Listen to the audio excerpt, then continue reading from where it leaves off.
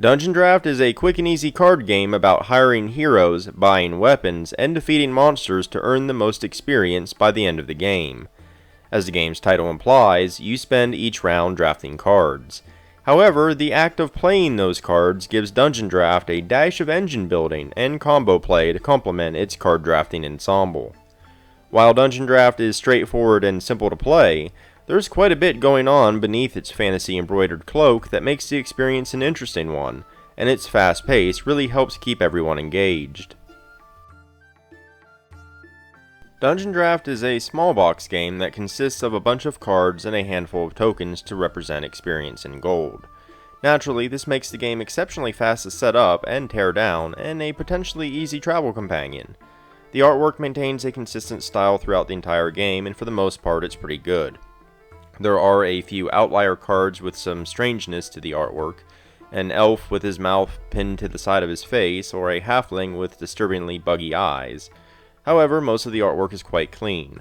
There are a bunch of artists credited on the back of the rulebook, so the consistent art style between the cards is quite impressive, and speaks well of how its art direction was managed. I do appreciate the references too, such as the right and left hand of Varna, a reference to the hand of Vecna in Dungeons & Dragons. The rulebook is just 6 pages long, and the game is simple to learn. So simple, in fact, that I broke one of the cardinal rules that I have and learned how to play it together with my group instead of beforehand. Something that has in the past ended in disaster. It was pretty neat to watch everyone's faces light up as they understood how everything connected together. The game has clear and well-explained iconography that makes it all pretty simple. There are, however, edge case rules I would have loved to have seen clarified in the rulebook. For example, some abilities reduce the cost of cards by 1 or 2 gold. It's not clear if this can reduce a card's cost to 0. Another instance was when an ability allowed you to reveal the top card of the deck and play it for free. We wondered if monsters could be defeated that way since they cost attack power instead of gold. For the sake of clarity in this review, I played the game as if the answer to both of those questions was yes. One other sticking point was how some quest cards have the Activate keyword, which allows its ability to be used once per round. The Activate keyword does not appear in the rulebook anywhere. Some additional examples in the rulebook could have clarified these issues, but the actual nuts and bolts of the game are actually quite fluid. At the start of the game, each player has 9 gold to spend on cards and chooses a few quests to keep. However, the cards you have are determined through drafting. Each player draws 7 cards, chooses 1 to keep, and then passes the rest to the next player. Once the drafting is over, players take turns spending that gold to play the cards they kept. There are some really interesting choices to be made when drafting. The cards themselves are simple individually, but it's how you build out your engine over the course of 4 rounds that matters. Cards can grant XP that is required to win the game, or ongoing gold or attack power. Every round, players only gain 5 gold unless they've already played cards that generate more. Attack power, on the other hand, is never spent, but if you have a monster card in your hand whose attack power is equal to or lower than yours, you can defeat them and gain whatever bonus is on their card immediately. Furthermore, the quest cards you chose at the start of the game can be played during your turn if you've met the class requirements, such as Find King Arthur's Sword, which requires 4 warrior class cards in play. Cards also have abilities that can combo. For example, Master Firth is an expensive card at 9 gold, but allows you to play other mage cards for free that round. There is a lot of strategy involved in what to draft. Playing the right classes to complete your quests can be worthwhile, but there are other factors too. Do you try to combine certain cards together for extra XP, such as the League of the Phoenix cards? Or perhaps you stack ongoing gold bonuses for a stronger economy on the following rounds. Alternatively, you could simply go hard with attack power and slay monsters to fill your coffers instead. I also enjoy the fact that there's room to hate draft against your opponents. You won't always have the ability to purchase every card you draft every round, and that leaves you space to take a couple of those juicy cards that the next player in line really needs. That adds an additional layer of interaction to the strategy. It needn't be an outwardly aggressive act either, since you can do it quietly. Regardless, it pays to keep an eye on what the other players are going for. There are a lot of moments in Dungeon Draft where I'm handed a set of cards and I face a raging inner conflict. I can only take 1 card before passing the rest over, and sometimes I want that card, and this card, and I also really don't want the next player to have this other card. Do I take the one that helps my core strategy and hope the other one that I want makes it back to me? Do I pass up that card in favor of one that's going to boost my economy instead?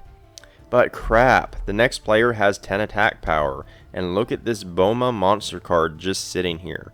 Can I afford to hand that player an instant 10 gold and 10 XP? That kind of agonizing decision making is exactly the kind of thing I want to see in a game that's all about drafting, and it's very seldomly seen in a game as lightweight as Dungeon Draft. It does an excellent job of handing you a strategic experience wrapped in a veil of simplicity. The cards combo in a fluid way that allows you to feel like you're on the back foot several times throughout the game, only to have a light bulb pop into your head as you're drafting. For example, you have 9 gold during your first turn. While drafting, you could opt to take the Hidden Dagger of Death. It costs 8, so it's likely the only card you could play that turn.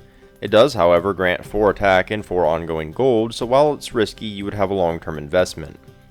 But wait, the player next to you handed you a Golem card. The Hidden Dagger of Death would grant you enough attack to defeat it and gain 4 more gold instantly. Now we're back in business.